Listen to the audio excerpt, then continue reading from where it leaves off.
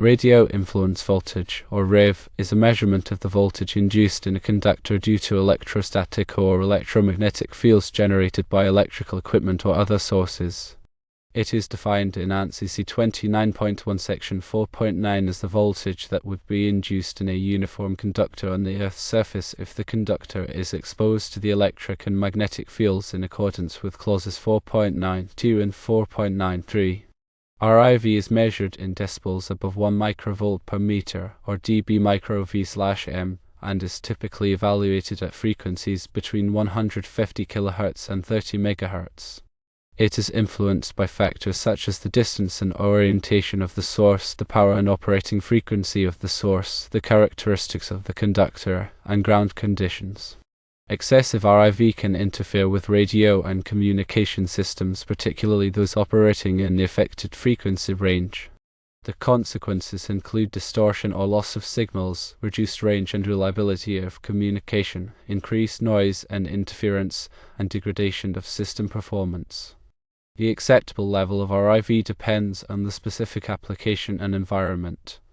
However, generally, RIV levels above 50 dB micro V/m at 150 kHz can be considered excessive and may require mitigation measures.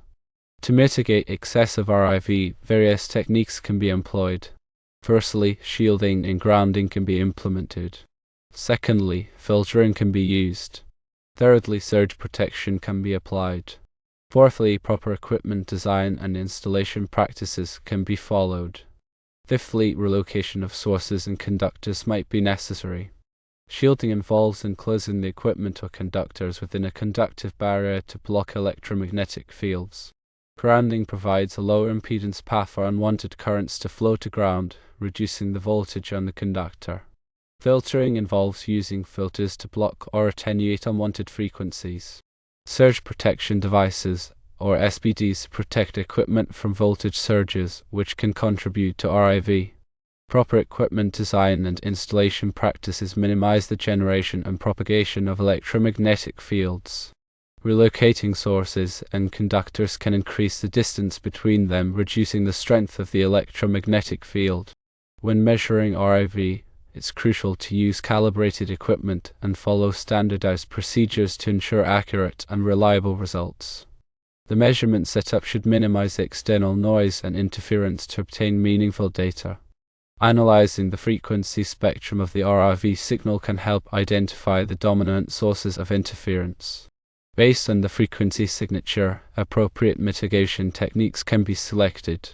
For example, if the interference is concentrated at a specific frequency, a notch filter can be used to attenuate that frequency. Understanding the characteristics of RIV and its potential impact on communication systems is essential for ensuring reliable and interference-free operation. By implementing appropriate mitigation measures, the effects of excessive RIV can be minimized. Furthermore, regular monitoring and assessment of RIV levels can help detect and address potential problems before they escalate. In addition to the techniques mentioned earlier, other factors can influence RIV levels.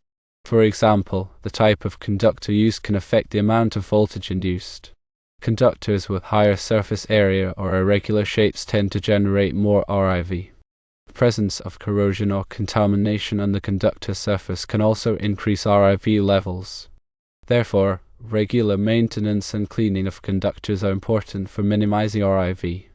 Another important consideration is the routing of cables and conductors.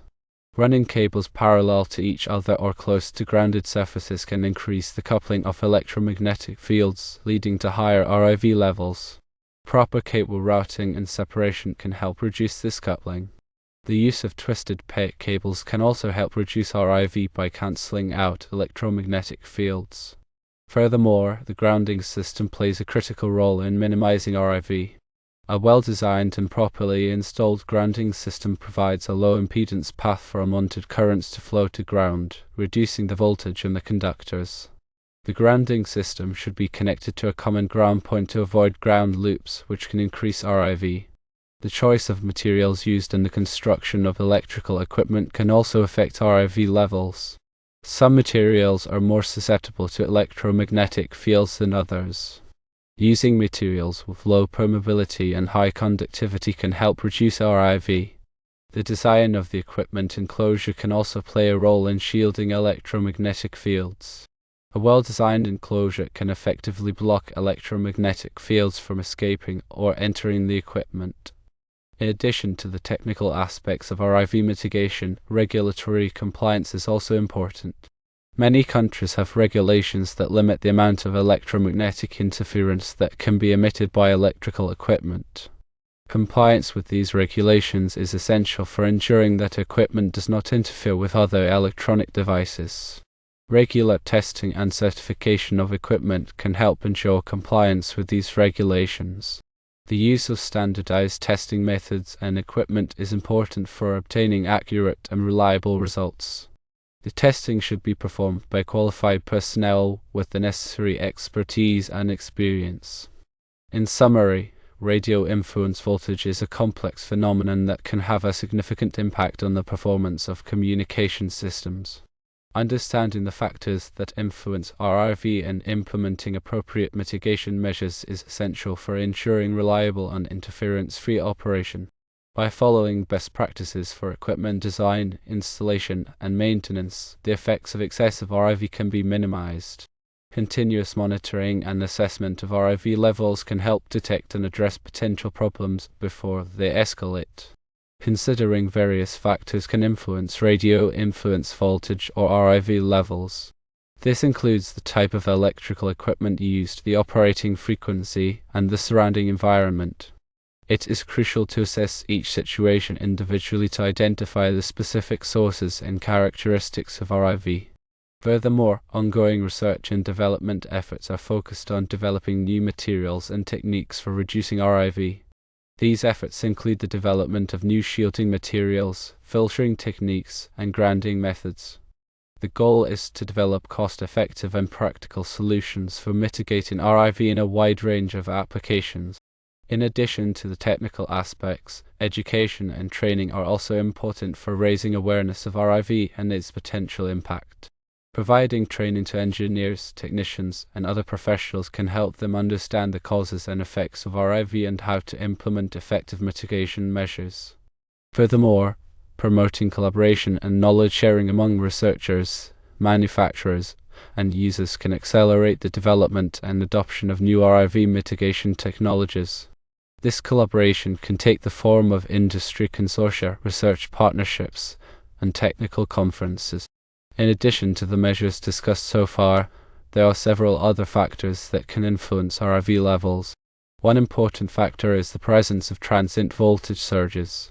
These surges can be caused by lightning strikes, switching operations, or other events. Transient voltage surges can generate high-frequency electromagnetic fields, which can contribute to RIV. Surge protection devices, or SPDs, can help mitigate the effects of transient voltage surges. Another factor that can influence RIV levels is the presence of harmonics. Harmonics are multiples of the fundamental frequency of the power system. Harmonics can be generated by nonlinear loads such as electronic devices and adjustable speed drives. Harmonics can cause increased RIV levels and can also damage electrical equipment. Harmonic filters can be used to mitigate the effects of harmonics. The presence of ground loops can also increase RIV levels. Ground loops occur when there are multiple ground paths in a circuit.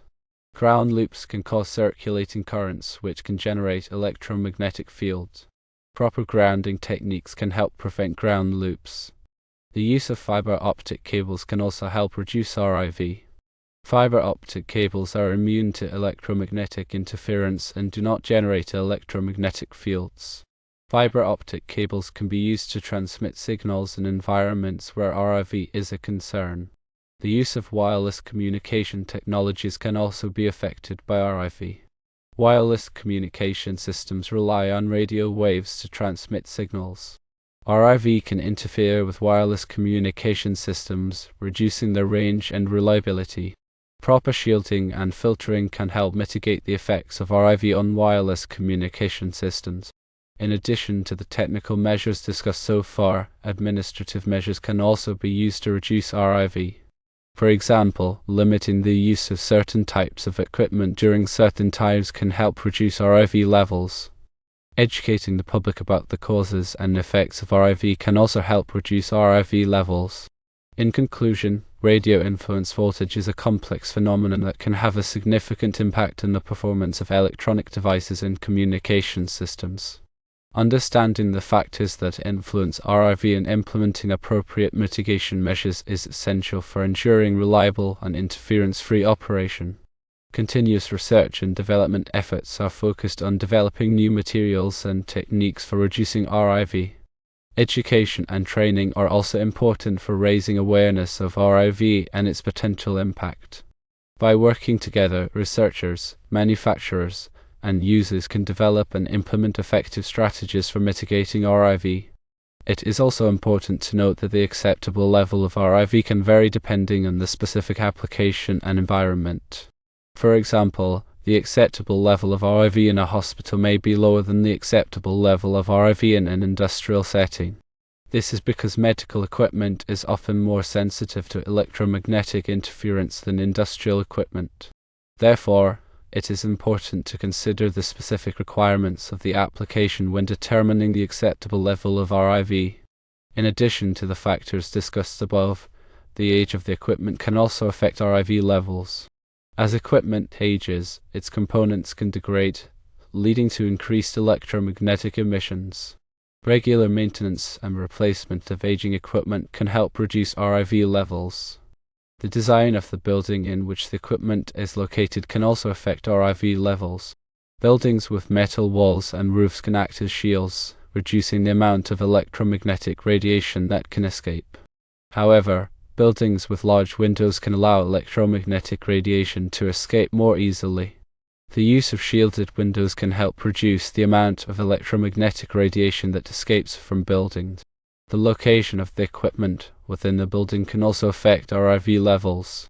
Equipment located near walls or other conductive surfaces can experience higher RIV levels. This is because the conductive surfaces can reflect electromagnetic radiation, increasing the field strength. The orientation of the equipment can also affect RIV levels. Equipment oriented in certain directions may emit more electromagnetic radiation than equipment oriented in other directions. The use of modeling and simulation tools can help predict RIV levels in different environments. These tools can be used to optimize the design and layout of equipment to minimize RIV levels. In addition to the technical and administrative measures discussed above, legal and regulatory measures can also be used to control RIV. Many countries have regulations that limit the amount of electromagnetic radiation that can be emitted by electronic devices. These regulations are designed to protect the public from the harmful effects of electromagnetic radiation. The enforcement of these regulations can help reduce RIV levels. International standards organizations such as the International Electrotechnical Commission, or IC, also develop standards for electromagnetic compatibility. These standards provide guidelines for the design and testing of electronic devices to ensure that they do not emit excessive electromagnetic radiation. Compliance with these standards can help reduce RIV levels. In summary, radio influence voltage is a complex issue with many contributing factors. A multifaceted approach is needed to effectively manage and mitigate RIV. This approach should include technical measures, administrative measures, and legal and regulatory measures. By working together, researchers, manufacturers, users, and regulators can create a cleaner electromagnetic environment. It is also important to remember that RIV is not always a problem. In some cases, RIV can be used for beneficial purposes. For example, RIV can be used for non-destructive testing of materials. RIV can also be used for medical imaging. However, it is important to carefully control RIV levels to ensure that it does not interfere with other electronic devices. The use of adaptive filtering techniques can help reduce RIV in real time. Adaptive filters can adjust their characteristics to compensate for changes in the electromagnetic environment. This can be particularly useful in environments where RIV levels are constantly changing. The use of artificial intelligence and machine learning can also help reduce RIV. AI and machine learning algorithms can be used to analyze data from sensors and identify sources of RIV. This information can then be used to optimize the design and layout of equipment to minimize RIV levels.